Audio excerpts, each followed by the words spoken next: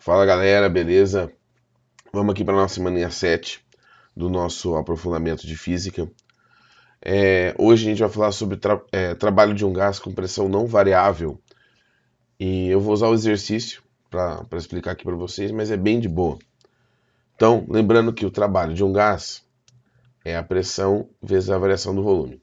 Mas nesse gráfico aqui, por exemplo, você tem a pressão mudando, saindo de 1 aqui para 2,8. E aí você não consegue aplicar isso na equação.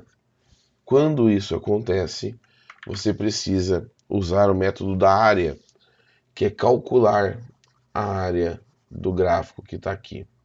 Tá? Então, vamos ler o enunciado e ver como ficaria. Certa massa de gás ideal é aquecida e passa por uma transformação ilustrada na figura. Durante o processo, a energia interna sofre um acréscimo. Então, a variação da energia interna é mais 110 joules. Sabendo que 1 atm é 10 a quinta Pascal, então todo esse eixo aqui eu tenho que multiplicar por 10 a quinta, porque tem que estar em Pascal ou Newton por metro quadrado. E que 1 metro cúbico é 10 a terceira litros. Então aqui está em litros, eu tenho que dividir por 10 a terceira para dar metro cúbico. Então vezes 10 a menos 3. O trabalho realizado pelo gás e o calor por ele recebido na transformação. O calor, gente, eu não vou focar não.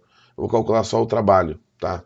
Porque o calor a gente vai ver na próxima aula. Então essa informação a gente até usaria para achar a segunda coluna de resposta, mas vamos deixar assim mesmo.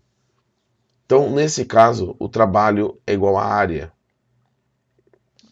E essa área aqui você pode separar em duas áreas menores, né? Num triângulo, assim, por exemplo. Ó. Separa nesse triângulo, no retângulo aqui embaixo, calcula os dois separados e soma.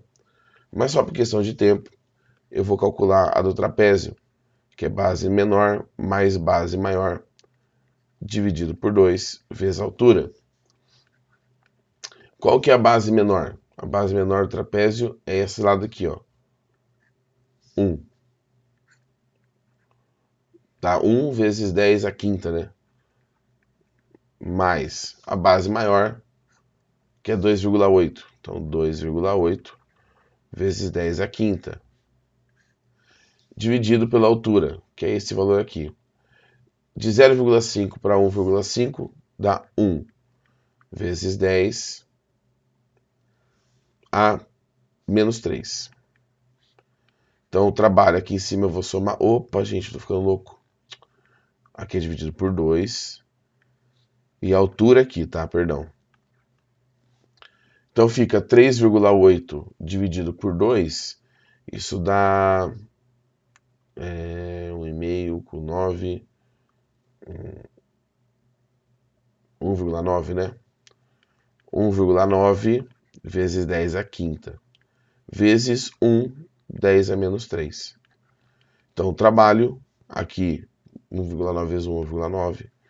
10 a quinta com 10 a terceira dá 10 ao quadrado. Então isso aqui dá 190 joules. Seria a resposta B de bola.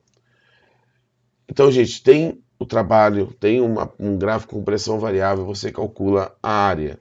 Aí não tem erro. Lembrando que essa área, gente, tem que ser até o eixo X. A não ser que seja um ciclo igual ao próximo exercício. Beleza? É um trabalho positivo ou negativo, professor?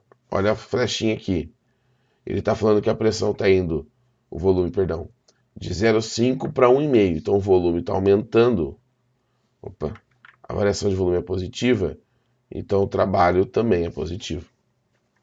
Se for uma compressão, é negativo. No caso aí o trabalho, que o gás foi comprimido, ele sofreu trabalho. Essa questão aqui, gente, não está na apostila, porque eu não achei nada assim antes da parte da primeira lei da termodinâmica, que diz o seguinte, da Federal de Pelotas. O sistema realiza o ciclo ABCDA. A partir do gráfico baseado nos conhecimentos sobre termodinâmica, é correto afirmar que, bom, nesses casos de ciclo, a área que você vai calcular é a área interna do ciclo, essa área aqui. Então, o trabalho é igual à área. E tem duas coisinhas importantes. Primeiro, se o gráfico rotaciona as flechinhas aqui da transformação, tá? No sentido horário, o trabalho é positivo. No sentido anti-horário, o trabalho é negativo. Por quê? Porque esse trabalho de cima vai determinar o sinal do conjunto. Como ele é a linha que tem maior área abaixo, se é uma expansão, é um trabalho positivo. Se é uma compressão, é um trabalho negativo, tá? Então, rotação no sentido horário positivo, anti-horário negativo. Vamos calcular essa área já. Esse aqui é o retângulo, base vezes altura. A base de 1 até 3, 2 metros cúbicos, já está tudo certo. A altura de 1 até 2, 1. Isso aqui, ó, não sei se está bom para enxergar, 10 à quinta. Então, o trabalho é 2 vezes 10 à quinta joules, tá? Vamos ver as alternativas. O trabalho realizado durante a transformação cíclica foi nulo, porque a situação final do gás é exatamente igual à inicial. Então, ele começa no ponto A, com uma pressão, com volume, com uma temperatura, e ele volta para o ponto A. A situação final do gás é exatamente a inicial, só que o trabalho não é nulo. Então a primeira parte está errada. Não houve transformação cíclica. Não, aqui é cíclico. O trabalho realizado pela transformação foi 4/10 à quinta? Não. O trabalho realizado durante a transformação cíclica foi 2/10 à quinta? Sim. É impossível determinar o valor do trabalho durante a transformação, já que as transformações não representam um ciclo de Carnot. Você já deve estar vendo o ciclo de Carnot, mas ele não encaixa aqui, tá? O ciclo de Carnot vai entrar depois só na parte da primeira lei e da segunda lei da termodinâmica, que são os assuntos das próximas aulas. Beleza? Então, gente, foi só para complementar o trabalho de um gás que a gente viu semana passada. Tem atividadezinha para vocês, bem parecidas aqui com o que eu falei. A gente continua semana que vem. Qualquer dúvida, me procurem. Beleza? Então é isso aí.